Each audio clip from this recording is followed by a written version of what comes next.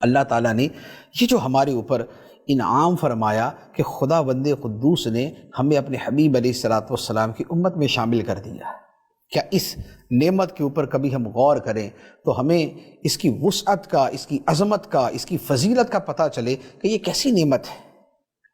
اس نعمت کے جو متعلقات ہیں اگر آپ غور کریں تو کیا کیا بنتے ہیں۔ نبی پاک صلی اللہ علیہ وآلہ وسلم کی امت میں ہونے کا ایک معنی یہ ہوا کہ نبی پاک صلی اللہ علیہ وآلہ وسلم جو رات کے وقت سجدے میں گریہ و زاری فرمایا کرتے تھے وہ ہمارے لیے کیا کرتے تھے۔ نبی پاک صلی اللہ تعالیٰ علیہ وآلہ وسلم جو مبارک ہاتھوں کو بلند کر کے دعائیں کیا کرتے تھے وہ ہمارے لیے کیا کرتے تھے۔ نبی پاک صلی اللہ علیہ وآلہ وسلم نے جو دین پہنچانے کے لیے بہت سے ذرائع صحابہ کرام کو تیار کیا اور ان کو تعلیم دی، کن تک پہنچانے کے لیے؟ ان صحابہ تک اور ان کے ذریعے ہم تک پہنچانے کے لیے۔ نبی پاک صلی اللہ تعالیٰ علیہ وآلہ وسلم نے جو اپنی پیدائش کے وقت سجدہ کیا اور رب کی بارگاہ میں عرض کیا، ربی حب لی امتی، اے میرے رب میری امت میرے حوالے کر دے، میری امت میرے حوالے کر دے، ربی حب لی امتی کہتے ہوئے پیدا ہوئے، حق نے فرمایا کہ بخشا الصلاۃ والسلام۔ تو وہ جو نبی پاک علیہ الصلاۃ والسلام نے پہلا سجدہ کیا تھا کس کے لیے؟ ہمارے لیے۔ پھر پوری زندگی نبی پاک صلی اللہ تعالیٰ علیہ وآلہ وسلم جو دعائیں مانگتے رہے بخشش کی، کس کے لیے؟ ہمارے لیے۔ نبی پاک صلی اللہ تعالیٰ علیہ وآلہ وسلم نے جو قربانی فرمائی اور فرمایا کہ میری امت کی طرف سے ہے، وہ امت کون ہے؟ وہ ہم ہیں۔ نبی پاک صلی اللہ تعالیٰ علیہ وآلہ وسلم دنیا سے تشریف لے جاتے وقت بھی جن کو یاد کر رہے تھے وہ کون تھے؟ وہ ہم تھے، ہم نبی پاک علیہ الصلوۃ والسلام کی امت ہیں۔ اور قبر انور میں سرکار دو عالم صلی اللہ تعالیٰ علیہ وآلہ وسلم قیامت تک جن کو پکاریں گے، جن کے لیے اللہ کی بارگاہ میں سفارشیں کریں گے، شفاعتیں کریں گے، وہ کون ہیں؟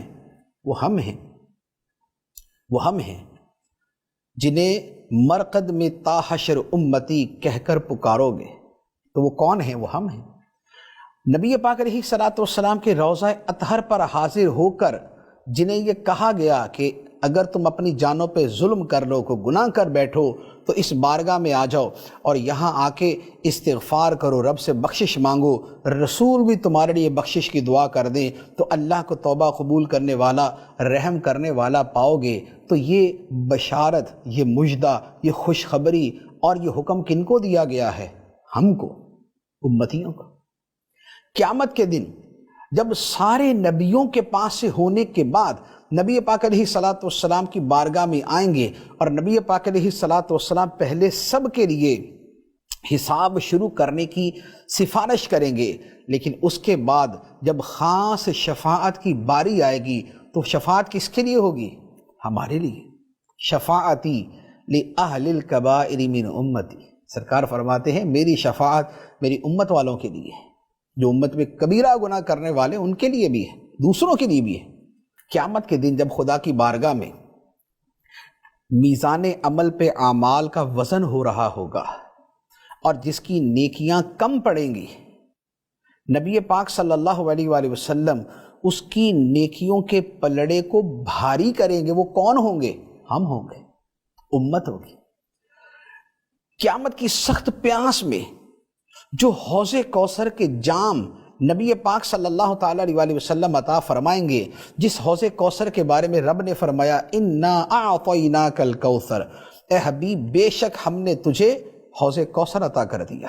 وہ نہر کوثر ہے، وہ حوض کوثر ہے، وہ خیر کثیر ہے، اور جس کا وصف یہ ہے، جس حوض کوثر کا وصف یہ ہے کہ اس کا پانی دودھ سے زیادہ سفید، شہد سے زیادہ شیریں میٹھا، برف سے زیادہ ٹھنڈا، اور جس کے کناروں کے اوپر جو کوزے رکھے ہوئے، جو پیالے، جو جام رکھے ہوئے پینے کے لیے، ان کی تعداد ستاروں کے برابر ہے۔ اور اس حوض کوثر کے جام بھر بھر کے جن کو پلائے جا رہے ہوں گے وہ کون ہوں گے؟ ہم ہوں گے، نبی پاک علیہ الصلوۃ والسلام کی امت۔ تو کیا ہے؟ کنتم خیر امت، تم بہترین امت ہو۔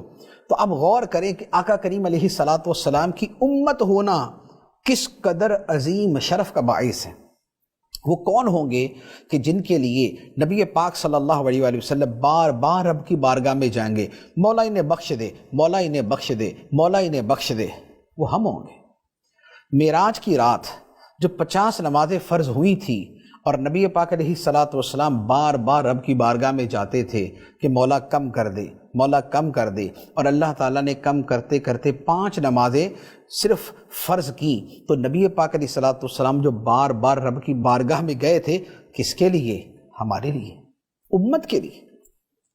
قیامت کے میدان میں جو پل صراط پہ لوگ کٹ کٹ کے گر رہے ہوں گے اور وہاں پر کھڑے ہو کے نبی پاک صلی اللہ علیہ وآلہ وسلم کی زبان مبارک پہ ربی سلم کی صدائیں ہوں گی، اے میرے رب سلامتی سے گزار دے، اے میرے رب سلامتی سے پار کر دے، اے میرے رب سلامتی سے پل سے گزار دے۔ یہ صدائیں کس کے لیے؟ یہ ربی سلم کہنا کس کے لیے؟ ہمارے لیے، امتیوں کے لیے، جن کو جنت میں داخل کیے بغیر نبی پاک علیہ الصلاۃ والسلام خود جنت میں نہیں جائیں گے۔ وہ کون ہوں گے؟ ہم ہوں گے، امتی ہوں گے، جن کے بارے میں سرکار فرماتے ہیں کہ رب فرماتا ہے وَلَسَوْفَ يُعْطِيكَ رَبُّكَ فَتَرْضَىٰ، اے حبیب ان قریب تیرا رب تجھے اتنا عطا کرے گا کہ تو راضی ہو جائے گا۔ اور سرکار فرماتے ہیں کہ پھر تو میں تب تک راضی نہیں ہوں گا جب تک میرے سارے امتی جنت میں نہیں چلے جائیں گے، جہنم سے نکل نہیں جائیں گے۔ تو یہ فرمان کس کے لیے؟ یہ نبی پاک صلی اللہ علیہ وآلہ وسلم کا راضی ہونا کس کے لیے؟ ہمارے لیے۔ ہم ہیں وہ امت جو نبی پاک علیہ الصلاۃ والسلام نے بہت سے امور اور بہت سے شرعی احکام کے بارے میں فرمایا کہ میرا دل کرتا ہے میں یہ کروں، میرا دل کرتا ہے کہ میں ہر نماز کے لیے ہر وضو کے وقت مسواک کرنا لازم کر دوں، میرا دل کرتا ہے کہ عشاء کی نماز کو تہائی رات تک مؤخر کروں، میرا دل کرتا ہے میں یہ کروں، میرا دل کرتا ہے میں یہ کروں۔ لیکن نبی پاک علیہ الصلاۃ والسلام نے وہ اعمال چھوڑ دیے تاکہ کہیں وہ فرض نہ ہو جائیں۔ کس پر؟ امت پہ۔ تو سہولت کس کی؟ امت کی۔ تو یہ ہے نبی پاک صلی اللہ تعالیٰ علیہ وآلہ وسلم کے امتی ہونے کی ایک جھلک جو میں نے آپ کے سامنے عرض کی ہے کہ سرکار دو عالم صلی اللہ علیہ وآلہ وسلم کا امتی ہونا رب کی کتنی عظیم نعمت ہے۔